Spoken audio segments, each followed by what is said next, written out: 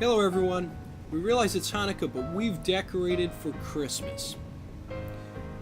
That being said, we're going to move right along to our topic, which is pressure. And about that as it relates to bombing. And so pressure is force applied to an area. So when we say PSI, for instance, pounds per square inch. So if this box was our square inch, and our pounds or force was 15, we'd have 15 pounds of force being applied to this box for the entire square inch, hence PSI. Now, the recording of this, or measurement of pressure, is a quantitative measurement. So in science, quantitative means number, and measurement just means recorded data. So that's a recorded piece of information, data. Now, every embalmer knows that there's a gauge on their machine and is aware of that pressure. So every embalmer knows more or less what they're injecting with how much force. Better embalmers realize that there's also another pressure system going on inside the body. And if we had began injection and circulated throughout the entire body without difficulty and distributed everywhere, because the pressure inside the centrifugal machines is in fact regulated, if we had dialed into 20 pounds per pressure, we would absolutely regulate 20 pounds of pressure within the body.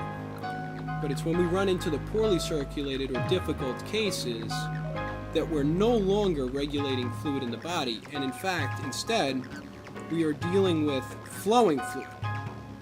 And as fluid flows, if we run into resistance or a blockage while we're flowing fluid, if we were able, and we are able, to take the measurement of the flowing fluid, we would notice our pressure, if it cannot escape or it meets resistance, would in fact rise.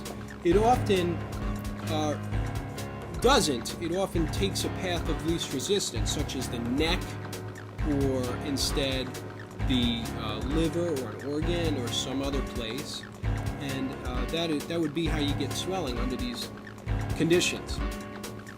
Now, while we record flowing fluid, which we're able to do with our embalming machine, which is not a centrifugal machine, we calculate resistance pressure measurement, otherwise known as RPMs.